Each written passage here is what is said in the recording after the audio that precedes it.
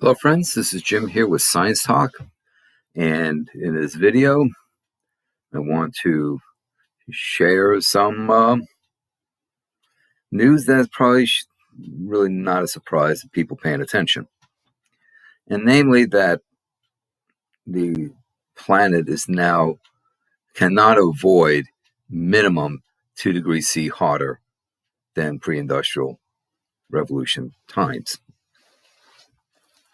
So let me share some of the particulars with you. This was a study that was published in Nature Climate Change. And what it did was they looked at what's going on. They looked at the emissions rate. They looked at other factors, factors that we've discussed many times here, that basically it is not likely that we will be able to keep levels below now 2C. 1.5 is pretty much a foregone conclusion. We're now headed to a planet warmer than 2C than from pre-industrial times. So there's several studies, and they all reporting that this is what's going to come down. So, for example, the British Met Office estimates that CO2 levels will increase by about 2 parts per million from 2020. The human-caused buildup of CO2 in the atmosphere is accelerating. This is Dr. Richard Betts of the Met Office. Now, I want you to listen to this. It took over 200 years for levels to increase by 25%, but now just 30 years later, we are approaching a 50% increase. 200 years to increase temperatures by the CO2 levels by 25%. Another 30 years, increase it by 50%. That's staggering. That demonstrates the exponentiation. And of course, with the increased levels of CO2, you're going to have increased warming.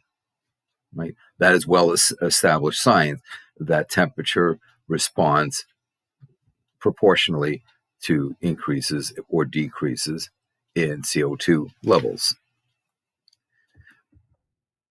The last 6 years have all been in the hottest 6 years ever recorded.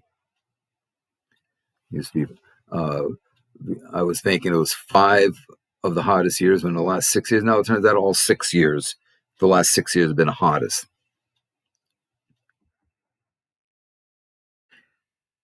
So listen to this one.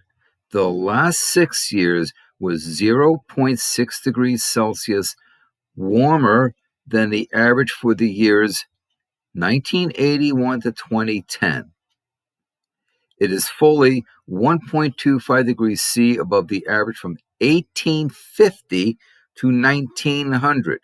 1850 is presumed to be the start of the Industrial Revolution. So the last 6 years, the planet has warmed 0.6 degrees warmer than the average for the 30-year interval of 81 to 2010. And then if you compare it for the 50-year interval 1850 to 1900, 1.25 degrees C. That's staggering, people.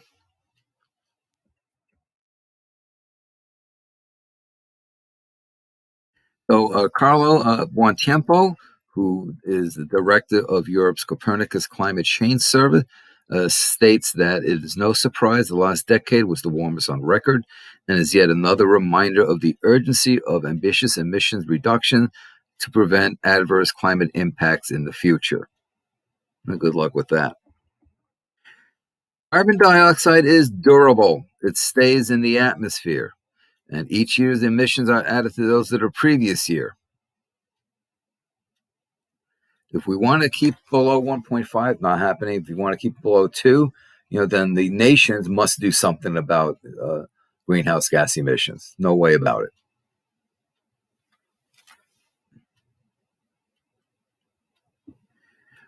Also in Nature Climate Change, Chinese and U.S. researchers reported that they examined the pattern of changes in the planet's surface temperatures looking at low-level clouds.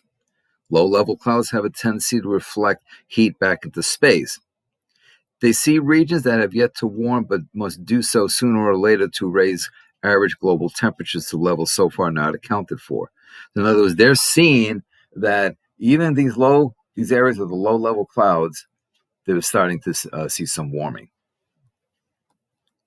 The important thing to realize is that this has not happened. It is not in the historical record, said Chen Zhao of Nanjing University, who's the lead researcher, the PI.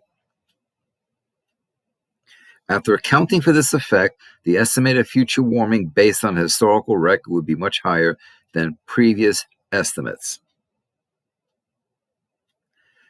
And his co-author, Andrew Dessler of Texas A&M.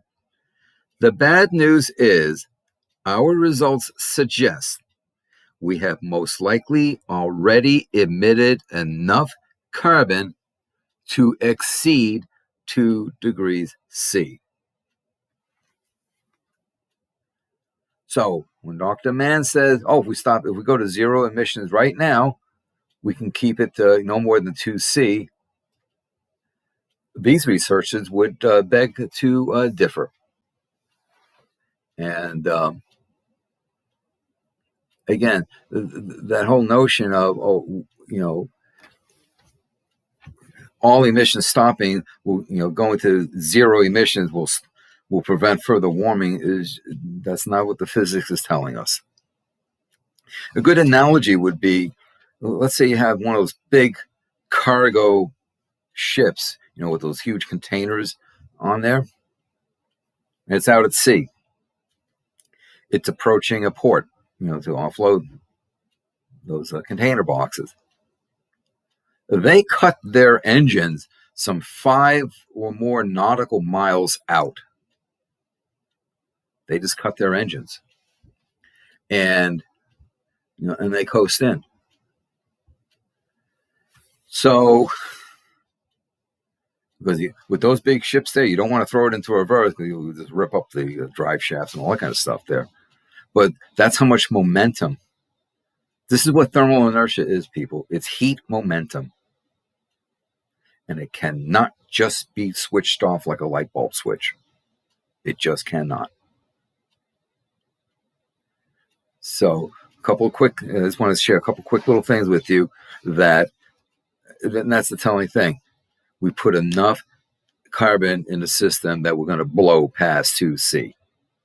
And the thing is, we're continuing to put more carbon in the system.